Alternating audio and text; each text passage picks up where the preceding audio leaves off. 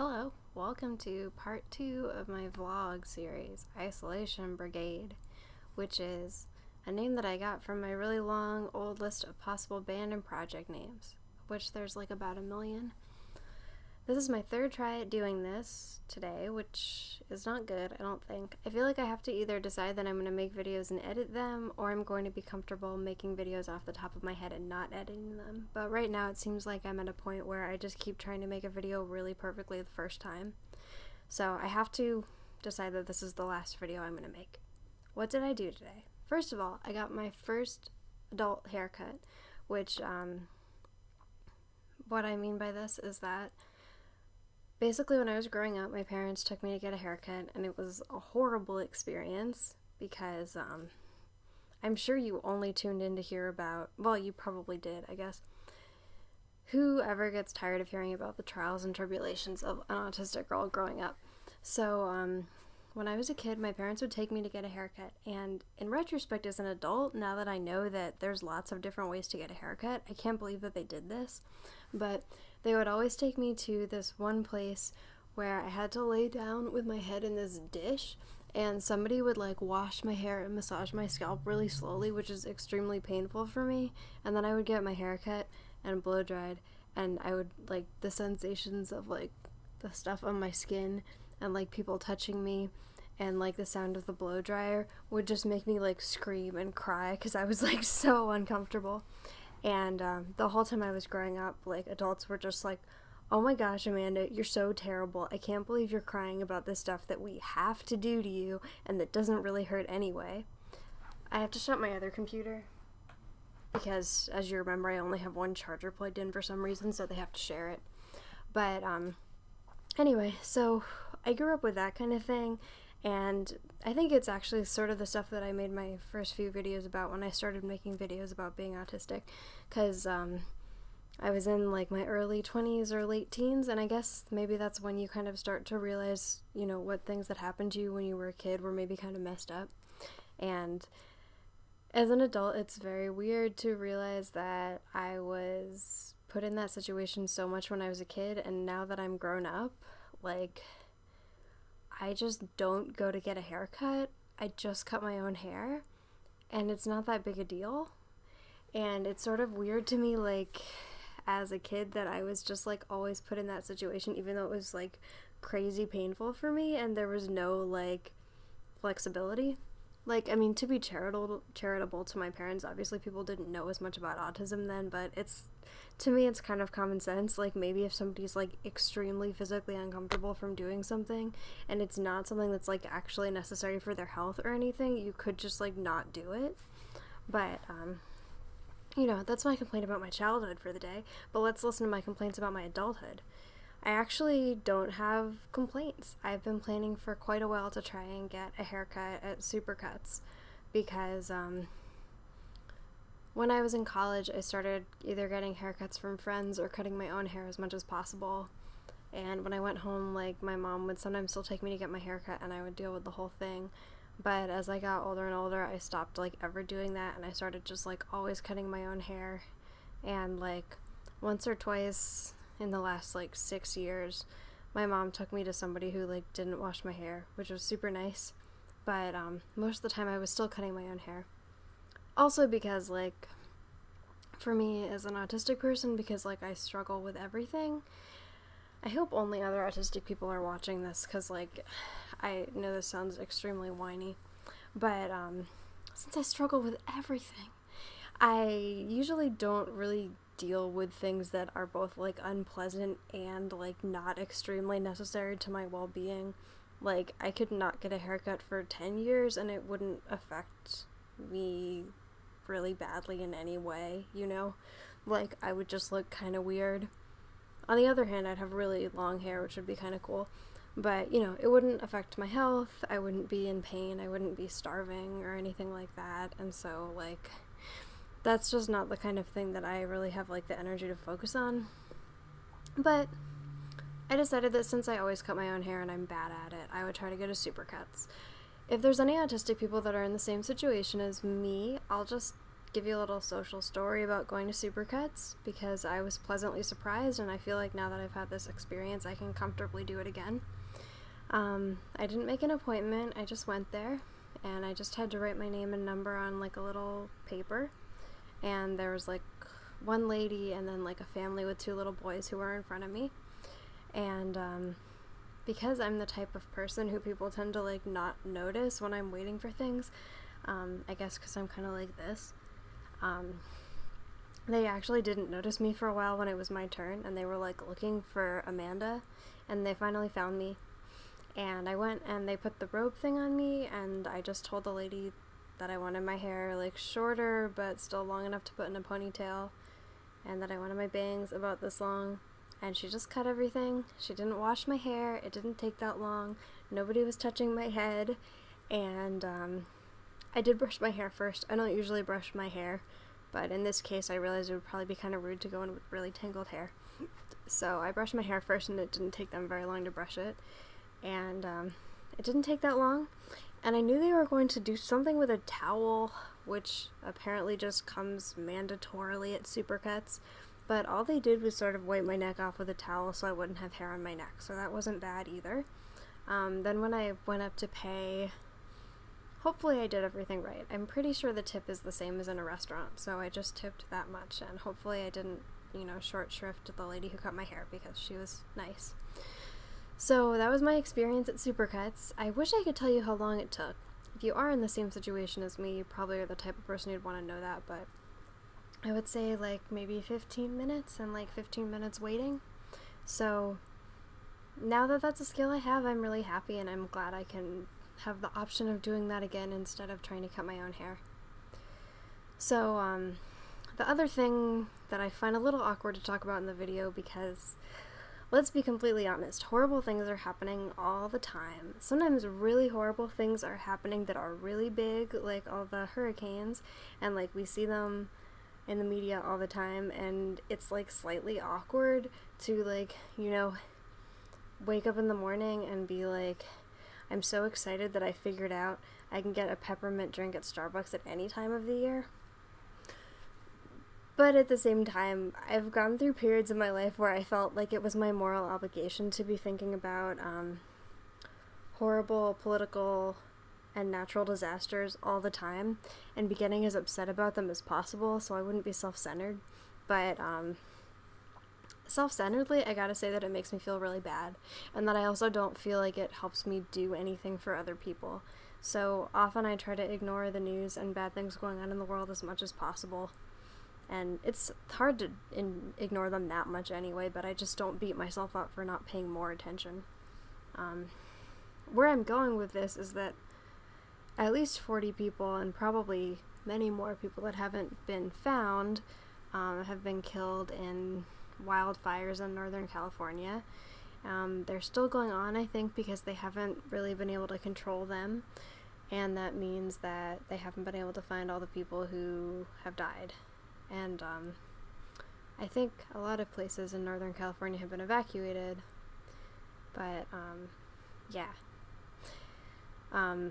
The day-to-day thing for me as somebody in San Francisco is that there's so much smoke blowing over that on some days, like, the air is extremely full of smoke and, like, the sky is orange, which is very weird and surreal and kind of makes it feel like we're living in, like, the end times, which I wouldn't be surprised, but like I said, I'm going to try to enjoy my peppermint mochas. But so I've been, like, struggling a little bit, partly because I think as an autistic person I kind of need a model for, like, what's the optimal way to behave, and everyone I interact with seems extremely divided on how to deal with the fact that there's smoke in the air. Like, it seems like some people have the attitude that you shouldn't go outside at all, and on some of the days when it's been, like, a red alert day and the smoke has been really bad, there's been, like, mailings and, like, signs outside saying, like, you should stay inside as much as possible because the air is so bad for you. But then meanwhile, like, no matter how bad it is, you always see somebody just, like, having a picnic, and, like, people opening the windows in the bus, and it's like, am I overreacting? Am I just like taking this situation too literally and thinking that it's really dangerous, or are these people dumb? Like, and I don't really know, like, especially, for example, as somebody that sometimes smokes cigarettes and does other things that aren't great for my health, like, I feel like I have a good sense of like what kind of dangerous decision I'm making. Like, I know it's long term not good for my health, but I also realize that like smoking a cigarette isn't literally the same as like, you know, blowing my brains out with a gun. Like, I'm not going to die from smoking a cigarette. And I think because I obviously had never been in this situation of like being somewhere with really smoky air, I felt like I didn't know how to react. Like, I didn't know if it was like chain smoking or something, or if it was like actually walking into a burning building. Sorry, this is like one reason I kept redoing the video, because I felt like this part was getting really boring. The point is, like, a few days ago I was like just having like a full-on meltdown about this, because I really couldn't figure out what I thought I should do. Like, I felt like I can make the decision that I'll put myself at risk and like I'll go to work or I'll just go out and do whatever I want, but I felt really uncomfortable taking my client out because she couldn't really, like, you know, express that decision for herself. And so I felt uncomfortable about like possibly putting her health at risk, weighed against the idea of like keeping her inside, which, you know, she wouldn't really be happy with. So anyway, after I got my hair cut, I was wearing a surgical mask. And there's actually no point in doing this, apparently. It doesn't actually keep the soot particles or whatever from like getting into my lungs. But all the filtered masks that are actually supposed to help you are all sold out from the stores. So I was like wearing a surgical mask because I figure covering your face is better than nothing. Then I terrified myself because I looked at it and like my makeup was in it and it looked sort of orange, and I thought there was like little pieces of like horrible particles of soot and dirt on the inside of the mask, but it was only my makeup. And meanwhile, the mask had sort of rubbed off all of my makeup and it irritated my face. And now I realize I'm covering my face while I'm talking, so you probably couldn't hear any of the things I said while I was trying to wear a mask. But I had these really messed up looking areas of my face, and I was riding the bus.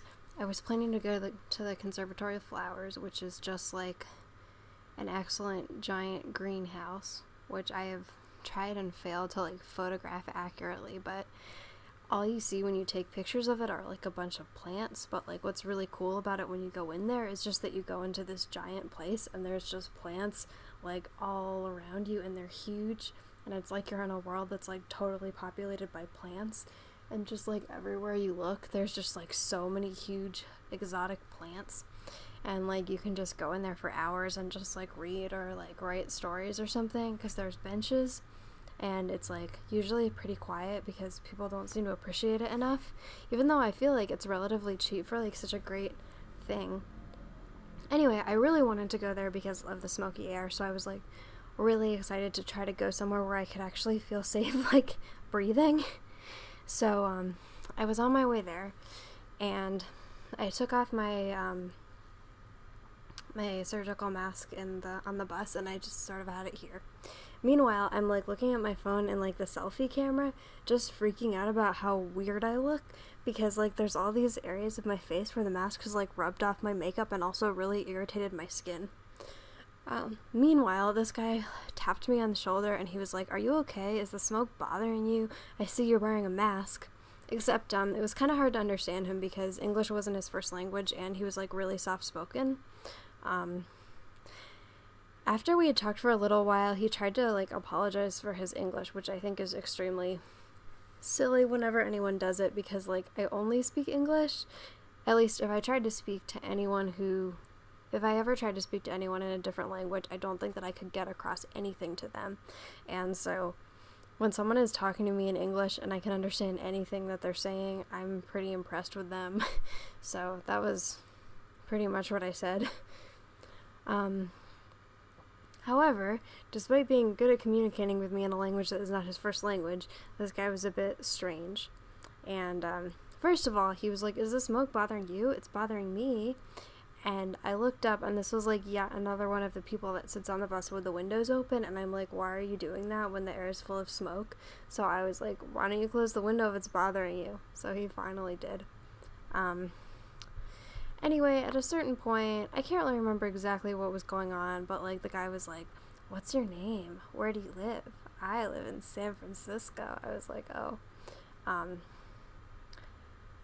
I'm not the type of person who gets hit on very much. I can't imagine why that could be." But when it does happen, I feel like it does seem to happen at the times when you look the worst, and it's a little strange, but maybe there's a subculture of guys who are really attracted to girls who have like irritated areas on their face from wearing a surgical mask around.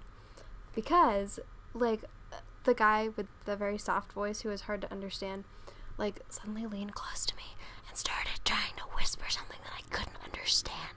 And I got really self-conscious because I had these like irritated areas on my face, and like because I'm autistic, as you heard the story about, like, you know how it's like horribly painful for people to touch my hair and so on, like just having stuff touch my face is like also really painful. So it felt to me as if my face was probably like breaking out in hives and like bleeding and stuff. So all I could imagine as this guy like leaned close to me and was like whispering to me, like, was that he must be telling me that like my face was bleeding, that he was like trying to spare me some embarrassment and let me know that my face was bleeding and I should like fix it. And so I was like, what? And like he kept leaning closer to me, and like finally I realized that he was saying, "You're so beautiful." So then I was like, and I was like, okay. And he was like, "What? Was that bad to say?" I was like, "It's not wrong, but like if you have to like lean close to me and whisper something, then I don't want to hear whatever that thing is." And then he was like, "Oh, do you have a boyfriend?" I was like, "Nope, I'm a lesbian."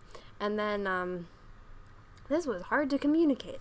"I only like girls. I don't like men, only girls. Isn't that the same way you feel? You can't complain about me feeling the same way that you feel. I just only like girls." So he was like, "I'm sorry." And I was like, "That's okay." And I was back on my phone. Then the guy tapped me on the shoulder again, and he offered me a bottle of Coke. I don't drink Coke, so I was like, "No thanks." And he kept trying to offer it to me again and again, like I didn't know what to say. So I was like, "No thanks, I only drink coffee. I only like coffee."